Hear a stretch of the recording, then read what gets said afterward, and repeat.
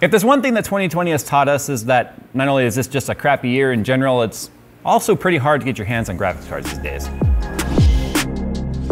Phanteks Glacier G30 GPU water block and backplates are now available for the Asus RTX 3080 and 3090 Strix GPUs. Available separately or as a bundle, the G30 water blocks unlock your RTX 30 series Strix card's full potential while keeping the temps low and the clocks high. To see the G30 GPU water blocks and the full lineup of water cooling gear from Phanteks, click the sponsored link in the description below. So I want to do a video right here where we kind of talk about the way the NVIDIA launch has gone, the anticipated expectations of how the AMD launch was going to go, and then how it's actually going. Some things to talk about in the future when it comes to just trying to get your hands on these. And I guess some realistic expectations to set if you're one of those people that's trying really, really hard to buy a new card to replace your aging card, because that's what you normally do. You take an old card, you hang on to it as long as possible, and then you buy new stuff when it comes out, right? Wrong.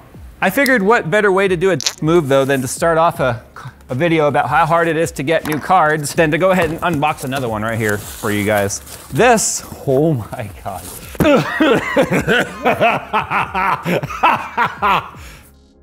So this Friday, the reason I'm even showing this is this Friday, I don't know exactly when this video is going live, so either this Friday that just happened or the one that's happening. The 20th. Yeah, I'm gonna be at EVGA. We're gonna be live overclocking and LN2ing this card against Steve, just like we did last year, Gamers Nexus. For our LN2 overclocking battle, this is our Kingpin card we're gonna be using for that. So yeah, I mean, it wasn't that hard to get it. That was a move, I apologize for that. Let's go ahead and talk about though, some of these launches. So when NVIDIA on September 1st talked about the 30 series, I'm probably getting these numbers wrong at some point here, too many numbers in my head. The expectations were high. The generational leap was massive. They gave us way more than we were expecting. Got a little bit of a conspiracy tinfoil hat theory though on that jump and why it was so big, and we'll talk about that as well.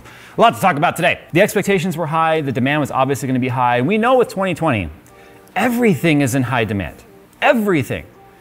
It doesn't, go to a music store if it's open. I mean, because things keep opening, closing, opening, closing. Go to a music store, go online, try and buy a guitar. Try and buy anything that you would use at home to entertain yourself, because everyone's stuck at home. Everything is out of stock. In fact, things I would have never expected to be out of stock. We have friends that are actually pool builders, and they do like custom design and stuff. And they were telling us that pools are being delayed weeks at a time because, and 3-4 weeks because of concrete shortage. And I was just like, that blows my mind. Pools are super expensive. So who's buying this stuff when we have a crazy economy and a lot of uncertainty in 2020? Well, apparently everyone, because like I said, concrete shortage, graphics cards shortage. So the first thing I want to put out here, when I started to tell a little bit of the history of the 30 series launch, there's two things happening here. We do have a supply chain hurdle to overcome in terms of import from Asia right now for obvious reasons. Whether it be administrative reasons or health reasons or whatever, there's a strain there.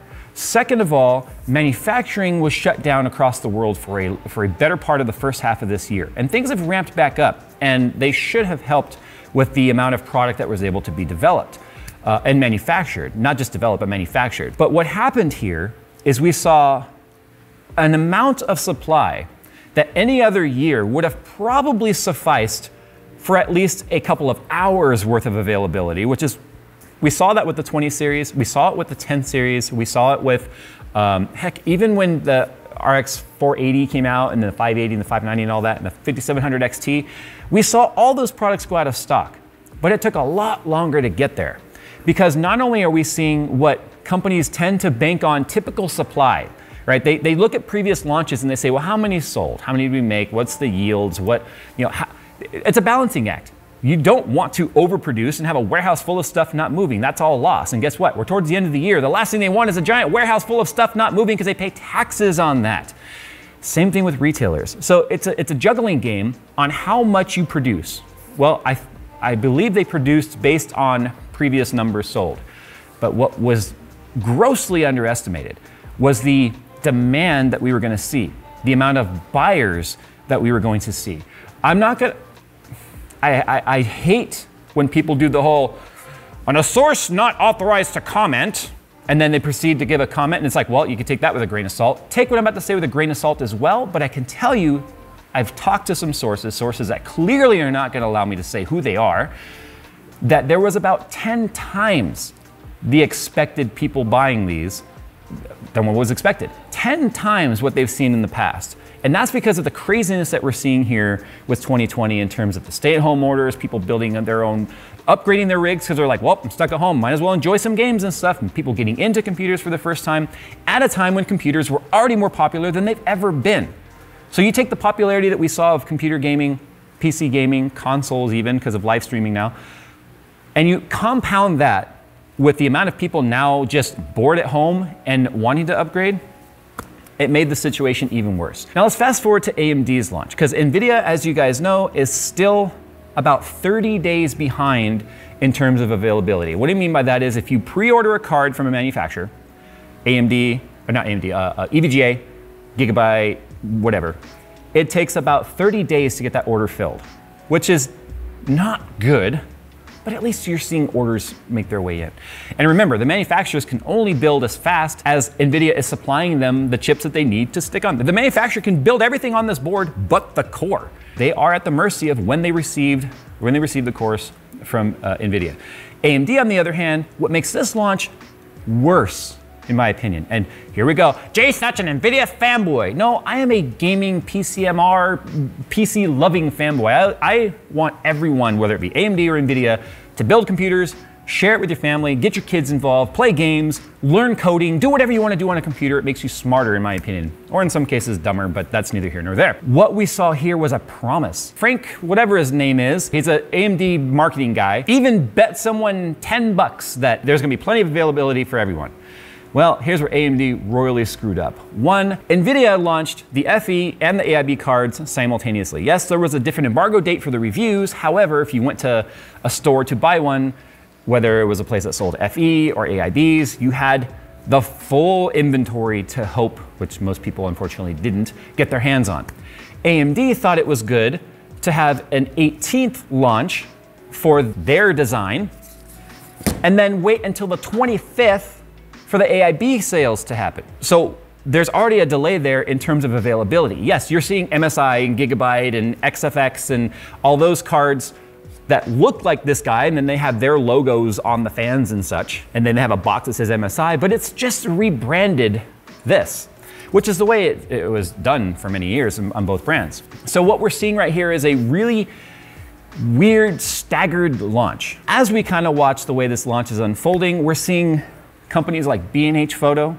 You've got Memory Express up in Canada, which is one of the biggest PC retailers up there. Brands all over the place putting out statements this morning. And I think they learned from the NVIDIA launch. Don't blame us that we don't have these. Blame the manufacturer, because we can only sell what we get, right? They're putting out these statements saying, we didn't get any, we don't know if we're getting any, and we're not doing pre-orders because the communication between AMD and us is so poor, we can't sell you something we don't know if we're ever gonna get. Not to mention, if you have no sort of logistics information, you have no idea how many you're gonna get, how would they know how many to pre-sell? So I think that they're doing the right thing by at least putting out a statement saying, hey, we don't have any. Maybe if they knew that ahead of time, they should have maybe said it, I think, ahead of time. I don't know what kind of repercussions there would have been if they announced before the launch that, hey, AMD didn't send us any. That way those people trying to buy them wouldn't have wasted time refreshing a website that never had them, right? So that kind of sucks. If B&H is your go-to and you're F5ing and the site's down and you're getting 404 or 502, depending on what part of the world you live in, and you're F5ing and then finally it goes in, you're out of stock, or you see the statement, I don't have it, you just wasted all your time there where you could have gone somewhere else and at least bettered your chances of finding one. I feel like they're doing like ass covering, if you will, to say this isn't our fault. We don't have any. Micro Center has been very forthcoming with people in their physical locations because you can only buy them in the store, which I love that about Micro Center, by the way, that you're there, you're in line. We've seen this multiple times now with the 3080 launch, the 3090 launch, and the 5000 series CPUs, that the people that show up at Micro Center are very good at creating their own little system of who's gonna get what. Micro Center comes out and says, here's our vouchers, here's how many we have, you divvy them up, and then there's your sale. But we're seeing like, my Micro Center only got 10, and only 2 of those were 6800 XTs. My Micro Center only got 5. My Micro Center only got 7. And I'm seeing Micro Center over and over and over, and I think that's because AMD is obviously a big partner with Micro Center in terms of build your own parts. Their build your own department, obviously they're huge in sales. You wanna get an idea of how many cards are available for NVIDIA? Now remember, NVIDIA and I know that people are NVIDIA fanboy. No, I'm giving you the numbers that were told to us. NVIDIA, yes, included AIBs. Our Tustin Micro Center got 80 3080s. It's not a lot. It's really not a lot, but they got 80 versus, I don't know how many this time around. It's actually the one Micro Center I didn't really hear from. But people are sending me their responses all over the country this morning of where they were and how many they had. The most I saw was 10. Had they had AIBs, that number might have been closer to a 50 or 100 or more. But here's the thing. This launch was also compounded by the fact that AMD did something which I think is even slimier than the separation of AIB sales. And that is the fact that if you were part of AMD's Red Team, not the same as Red Team Plus, by the way. Red Team Plus was a very biased, incentivized influencer campaign that they had internally where they would take small creators and make them put AMD badges on their stuff and go out and like rah rah shish kumbah AMD everywhere they went, whether they liked the product or not. They had to.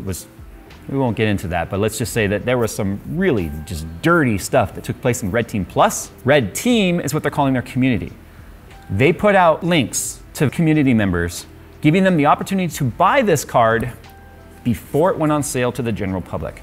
Now here's my problem with that. A lot of people would say they're supporting their supporters. What's wrong with that? It's not fair. Gee, the world isn't fair. Trust me, I know. I tell my kids that all the time. But we're talking about marketing. We are talking about sales. We are talking about favoritism. And that's my problem with this here, is the idea, at least it could be twisted, that the reason why AMD is giving their community members early access to it is it kind of serves a couple of purposes. Hardware Connect put out a tweet that I wholeheartedly agree with, in that this helps them control the narrative of paper launch. Because I feel like there's a crazy double standard happening here, in that if NVIDIA was a paper launch, with day one availability being higher, I don't care if AIB is separate or not, we are talking day one, this is exactly how the launches go, those are facts, not opinions. NVIDIA had far more availability on day one than AMD. So does that make AMD a paper launch? I think the best term I heard is that it's a vapor launch, actually. Someone said it was a vapor launch. You could see right through it, yeah. How many cards were actually sold to people ahead of time? If we're talking card availabilities in the tens at retailers, how many were actually bought by the community members? We have no idea. The source that's shared the link and the screenshot and all that sort of stuff is protected because obvious reasons. But it's funny because Red Team Plus, which all they did was drop the plus, would have in the past been known to then take these cards and hype them up and just promote as much as possible because it's incentivized. They would have probably received the cards for free or at least heavily discounted, and it would have been a form of AMD marketing. Marketing amongst influencers, which at that point is very conflict of interest. I feel if Red Team also, if AMD's Red Team didn't want that unfortunate relationship there with the past, they should have just named it something entirely different, not just Red Team without the plus. How do you get these cards in the future? I mean, you can sign up for the Notify Me, right? But the problem is by the time you get the Notify Me and then you can get to your computer and get to the website, everyone else was also notified. So the chance of getting one is super low. Brands like EVGA have their own priority sign up. And I love the way that they're doing it. And I know promote EVGA a lot because let's just face it, people can learn from a brand like EVGA. I feel like they do it right. You sign up, you get a notification when your name is called. Hey, Bob, you here? All right, Bob, you got 6 hours. We don't hear from you, it goes to the next guy. And then you get the email, you go and you buy, your card's reserved. If the 6 hours goes by, you go to the end of the queue when you re-sign up. It's the way it should be. It's literally first come, first served. The other thing you can really do, don't support the scalpers, for the love of God. These cards, in fact, using our pictures, by the way, which I'm really pissed about, but it happens every time and I can't really do anything about it. These scalpers will take our picture, put it on eBay the second the card sales go live, and then they'll start a bidding war amongst people that want to buy the card before they even have it. But I've got people that message me and going, Jay, are you scalping these cards? Is this you? And it's like, no, there are stolen images. Look, I don't care how bad your card is.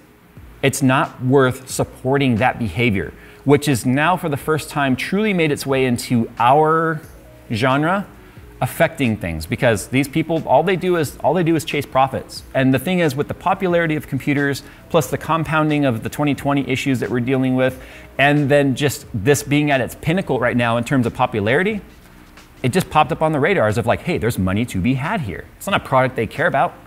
The other thing is, I know there's plenty of people out there that have no intentions of scalping, but they get their card and they're like, wait, they're going for how much? Yeah, I can wait a little longer, and then they put it online to make a profit. And whether you become an intentional scalper or not, you're still a scalper. Stop that stuff. Things are gonna normalize. They always do. It takes time. And trust me, this doesn't compare in the least to the Bitcoin craze around the 2013 to 2016 era.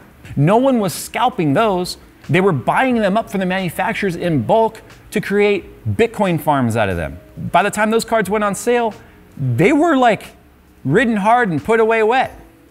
That's a horse reference, by the way. Sure.